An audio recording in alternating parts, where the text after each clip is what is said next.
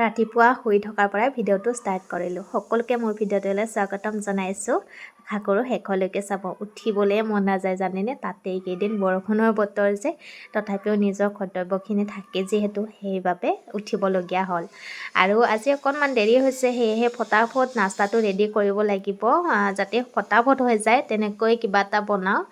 আৰু মানুহজনৰ অফিচ যাব টাইম হৈ গৈছে, সেয়েহে আৰু বেছি দেৰি নকৰি ফটাফট আহি গ'লোঁ পাকঘৰত। আলু মাংস তাৰপিছতে ডিম বইল হ'ব দিলোঁ, আৰু ইফালে অকণমান ময়দা মঠি ল'লোঁ। আৰু ধুনীয়াকৈ 4টা লাড়ু বনাই ল'লোঁ। বনাই লৈ এয়া ধুনীয়াকৈ বেলি লৈছোঁ। তাতে আকৌ 4 ভাগ কৰি লৈছোঁ। কৰি লৈ ইয়াতে মই ধুনীয়াকৈ আলু পিটিকি লৈছিলোঁ, মাংসখিনি ফ্ৰাই কৰি লৈছিলোঁ, ডিম বইল কাটি লৈছোঁ আৰু কেঁচা পিঁয়াজ অকণমান দি লৈছোঁ, তেতিয়া খাবলৈ ভাল হয়। কিন্তু ইমানেই বেছি খৰধৰ হ'ল যে চেপকেইটা কেনেকুৱা হৈ গৈছে সেইটো আৰু নিজেই গম নাপাওঁ। তাৰে মাজত আকৌ অকণমান ভিডিঅ' কৰিছোঁ, সেয়েহে যেনে তেনে আৰু খাব পৰাকৈ বনাই দিছোঁ।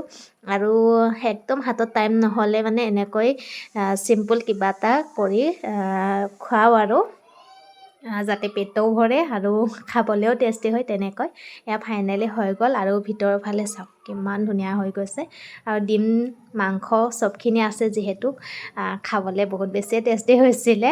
আৰু লগত অকণমান টমেটো চচ লৈ লৈছোঁ।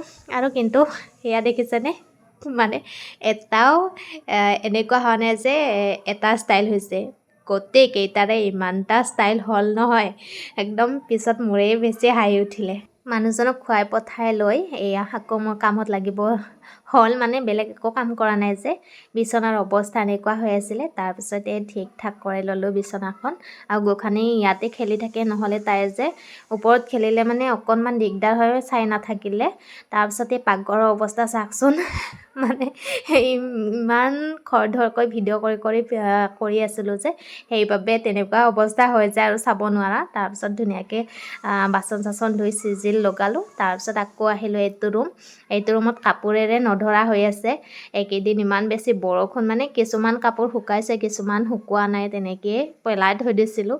তাকো ভাল কৰি ল'লোঁ, অকণমান চাব পৰা কৰি ল'লোঁ। আৰু যিহেতু কামবিলাক একদম মানে খৰধৰ হৈ গৈছে। তাৰপিছতে আকৌ সেইখিনি কাম কৰি থকাৰ আগতে মই বিট পিঁয়াজ এনেকৈ অকণমান মিক্সিত দি পেলাই চুলিত লগাই থৈ দিছিলোঁ, যাতে কামখিনিও হৈ থাকে চুলিখিনিও শুকাই থাকে। আৰু মুখখনতো অৱস্থাই নাই। ইফালে আকৌ বাথৰুমত কাপোৰে নধৰা হৈ আছে, সেইখিনিও বোলো ধুই লওঁ।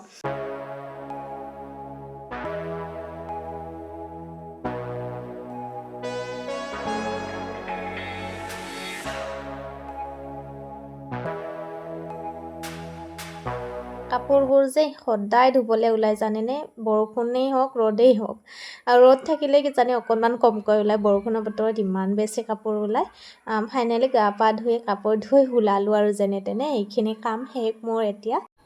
আকৌ দুপৰীয়া চিন্তা কৰিবলৈ হ'লেই নহয়, চাউল আলু মটৰ তেনেকৈ বহাই দিলোঁ। আৰু ইফালে যোগাৰ কৰি লৈছোঁ মাংস, ডিম, পিঁয়াজ, আদা নহৰু, পদিনা অকণমান। বিৰিয়ানী টাইপত বনাওঁ বুলি ভাবিছোঁ, এয়া লাইনতে বনাই দিছোঁ আজি গোটেইখিনি ধুনীয়াকৈ। আৰু ফাইনেলি মোৰ হৈয়ে গ'ল খাবৰ কাৰণে। ইফালে পদিনা, শুকান জলকীয়া, কেঁচা জলকীয়া চাটনি, আৰু ইফালে চালাড, তিয়ঁহ পিঁয়াজ আৰু কেঁচা জলকীয়াও লৈছোঁ। ইফালে থালিত বাঢ়ি দিছোঁ মানুহজনৰ কাৰণে, আৰু ময়ো বাঢ়ি লওঁ, খাম আৰু লাহেকৈ আপোনালোকক দেখাই দিলোঁ। আৰু আশা কৰোঁ সকলোৱে ভিডিঅ'টো চাই ভাল পালে। শেষলৈ চোৱা সকলোকে বহুত ধন্যবাদ জনাইছোঁ। আগলৈ ভিডিঅ'বোৰত মৰম দিব। আজিলৈ আহিছোঁ, বাই বাই।